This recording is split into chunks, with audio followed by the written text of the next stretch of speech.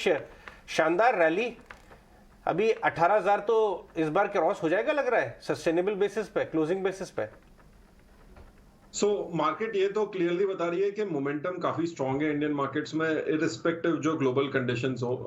Going into event भी आज का जो मूव है काफी सरप्राइजिंग है कि मेरा एक्सपेक्टेशन था कि आज थोड़ा नॉर्मल डे होगा और इतनी तेजी नहीं होगी, बट क्लियरली स्क्रीन बता रहा है कि मोमेंटम काफी स्ट्रांग है और मोमेंटम के साथ रहना चाहिए।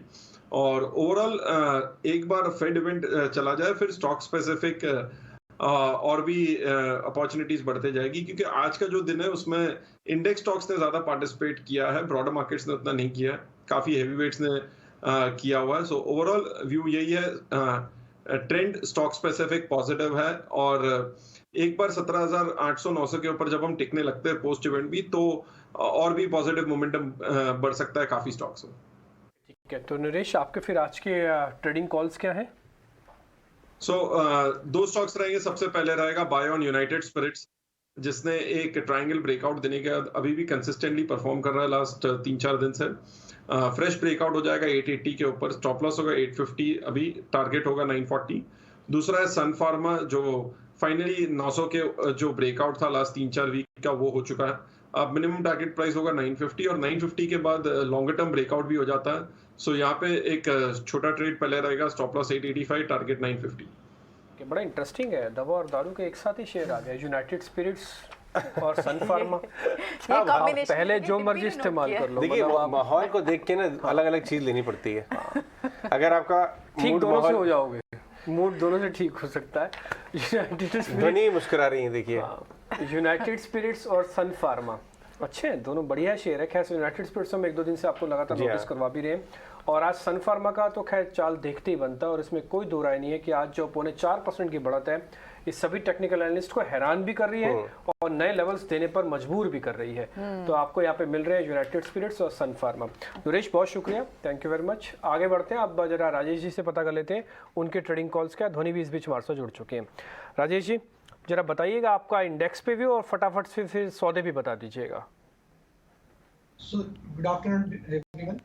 देखिए इंडेक्स पे व्यू तो बुलिश ही है। हम शो पे पहले भी जुड़े थे, 17,500 के वहाँ से हमने बाय का ही कॉल दिया था निफ्टी पे और कंटिन्यू है व्यू, और अब 17,700 के ऊपर सस्टेन कर रहे हैं। तो यहाँ से हम एक्सपेक्ट कर रहे हैं 18,100 और वो लेवल के बाद नए हाई की तरफ भी मार्केट बढ़ते हुए दिख सकता है। तो इमीडिएट टारगेट हमें लगता है 18,100 की तरफ निफ्टी में आते हुए दिख सकता है। यहाँ पे 17,750 इंपॉर्टेंट लेवल है, वो एक स्टॉप लॉस जैसा यहाँ पे काम करना चाहिए। बैंक निफ्टी में भी व्यू पॉजिटिव है, अब 41,500 के ऊपर आज ट्रेड करते हुए दिख रहे हैं। अगर इसके ऊपर ही कंटिन्यू करेंगे तो नेक्स्ट टारगेट 42,200 से 42,500 नेक्स्ट टारगेट बनते हुए दिखेंगे। 40,500 पे जिस तरीके से मार्केट ने सपोर्ट लेके जो बाउंस दिया है वो क्लियरली दिखाता है कि पुट राइटर्स का बेस जो है वो काफ़ी स्ट्रॉन्ग बेस है। और अब आज के सेशन में देखें तो काफ़ी पुट राइटर्स ने अपनी पोजीशन हायर स्ट्राइक पे शिफ्ट की, 41,000 41,500। तो हमें लगता है ये सीरीज में भी ये लेवल सपोर्ट जैसा काम करेंगे और 42,200 की तरफ बैंक निफ्टी में हमें लगता है नेक्स्ट टारगेट आते हुए दिखेगा। स्टॉक स्पेसिफिक आज बाइंग इंटरेस्ट फार्मा स्टॉक्स में काफ़ी अच्छा देखने को मिल रहा है। उसी में से हमने डॉक्टर रेड्डी को यहाँ पे आइडेंटिफाई किया। आज जिस तरीके से 4200 के ऊपर वापस स्टॉक आया है, एक शॉर्ट कवरिंग का मूव यहाँ पे बनते हुए दिख रहा है। हम एक्सपेक्ट कर रहे हैं जिस तरीके से फार्मा स्टॉक्स में एक बाइंग आया है तो डॉक्टर रेड्डी के साथ हम जाना चाहेंगे। 4350 4400 तक के अपसाइड के टारगेट हम यहाँ पे शॉर्ट टर्म में एक्सपेक्ट कर रहे हैं। 4150 का स्टॉप लॉस रखेंगे। दूसरा स्टॉक सीमेंट स्पेस से और उसमें जेके सीमेंट, ये स्टॉक पे हमने पहले भी बाय रिकमेंडेशन दिया, लेकिन जिस तरीके से जेके सीमेंट का यहाँ पे सेटअप है, अगर आप वीकली चार्ट इसका देखेंगे तो एक 2 से 3 वीक का एक कंसोलिडेशन यहाँ पे देखने को मिल रहा है और डेली सेटअप पे एक फ्लैग फॉर्मेशन बन रहा है जिसका ब्रेकआउट हमें लगता है बहुत जल्द होते हुए दिखेगा और स्टॉक में एक अच्छी बड़ी तेजी कंटिन्यू होते हुए दिखेगी। 3,050 तक के अपसाइड के target trading point of view से आ सकते हैं। 2875 स्टॉप लॉस होगा। और तीसरा स्टॉक होगा बैंकिंग फाइनेंशियल से, जो कि एक सेक्टर है क्लियर कट अप मूव यहाँ पे दिखा रहा है और एक आउट परफॉर्मेंस बना हुआ बैंकिंग फाइनेंशियल में। तो इंडसइंड बैंक के साथ जाना चाहेंगे।